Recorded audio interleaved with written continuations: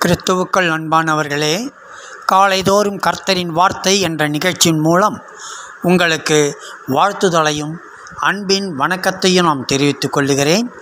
இன்றைய நாளுக்கான தேவ வார்த்தையானது வெளிப்படுத்தின விசேஷம் 2ஆம் அதிகாரம் 3ஆம் வசனம். வெளிப்படுத்தல் 2:3ஆம் வசனம். நீ சகித்து கொண்டிருப்பதையும் பொறுமையாய் இருக்கிறதையும் என் நாமத்தின் நிமித்தம் இளைப்படையாமல் பிரயாசப்பட்டதையும் அறிந்திருக்கிறேன் என்று அந்த வார்த்தை அங்கே நமக்கு கொடுக்கப்பட்டிருக்கிறது. இந்த வார்த்தையை கூர்ந்து நாம் கவனிப்போம் என்று சொன்னால், இளைப்படையாமல் என்றால் சோர்ந்து போகாமல் என்று அர்த்தமாகும்.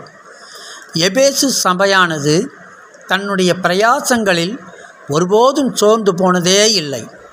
இந்த காரியம் ஆவியானவரின் பாராட்டுதலை பெற்றது. ஒருபோதும் சோர்ந்து போகாமல் யாராவது இருக்க முடியுமா என்று கேட்டால், நிச்சயம் ஏதாவது ஒரு சூழ்நிலையில் கட்டாயம் ஒவ்வொருவருக்கும் சோர்வு வந்தே தீரும்.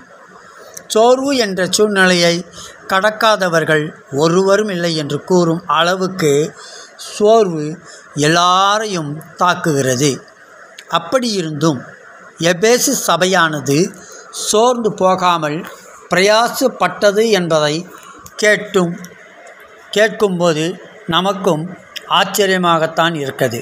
இதற்கான காரணம் என்ன என்று பார்க்கும்போது, ஏசாயா 40ஆம் அதிகாரம் 28ஆம் வசனத்தில் பார்க்கும்போது, பூமியின் கடையாந்திரங்களை சிருஷ்டித்த கர்த்தராகிய அநாதி தேவன் சோர்ந்து போவதுமில்லை, இளைப்படைவதும் இல்லை என்று அங்கே பார்க்கிறோம். பிரியமானவர்களே, பல்வேறு சூழ்நிலைகளில் மனிதர்கள் சோர்ந்து போகலாம். ஆனால் தேவனாகிய கர்த்தர் ஒருபோதும் சோர்ந்து போவதில்லை என்று வேதம் திட்டமும் தெளிவுமாக நமக்கு எடுத்து காட்டுகிறது. நாம் தேவனுக்கு இடம் கொடுக்கும்போது தேவனாகிய கர்த்தர் நம்முடைய ஆவியில் வந்து வாசம் பண்ணுகிறார்.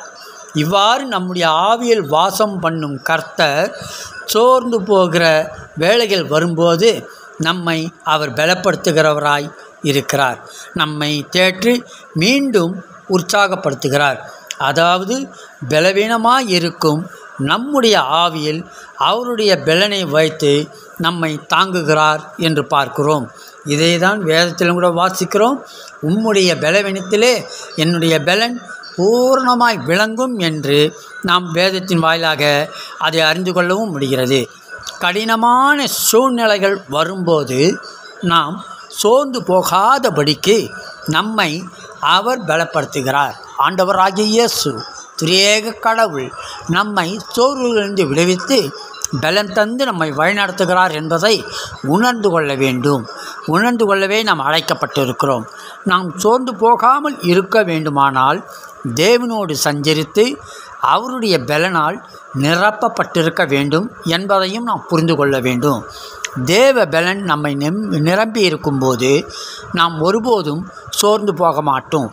மட்டுமல்லாமல் நம்முடைய சுய பலத்தை சாராமல் தேவ பலத்தை சார்ந்து கொள்ளும்போது நாம் இளைப்படையாமல் எப்பொழுதும் உற்சாகமாய் காணப்படுவோம். அதைத்தான் அங்கே வெளிப்படுத்தல பார்த்தோம்.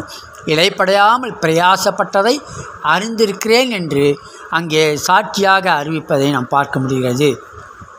ஆபத்து காலத்தில் நீ சோர்ந்து போவாயானால் உன் பலன் குறுகினது என்று நீதிமொழிகள் 24:10 தெளிவுபடுத்துகிறது.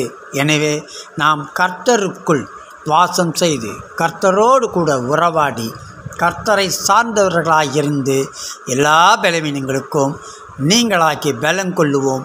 ஒருபோதும் சோர்வானது நம்மை அணுக ஒட்டாமல் நம்மை காத்து கொள்வோம். தேவன் தாமே நம்மை ஆசீர்வதித்து பலப்படுத்தி சகாயம் செய்வாராக. ஆமேன், ஆமேன்.